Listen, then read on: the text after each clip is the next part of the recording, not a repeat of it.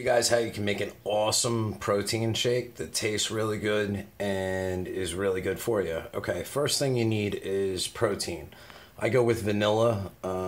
This is EAS Edge. One important thing it has in it that other proteins don't have a lot of is fiber right there. It has like 20% of fiber.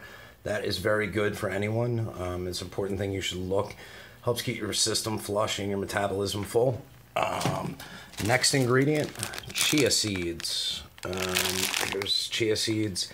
They are incredible. If you look at some of this, they have something like 42% of your daily fiber, low carbs, protein, and they're just great for energy and everything. If you're looking to lose weight or stay healthy, chia seeds are incredible. Next ingredient is peanut butter. Okay, any type work.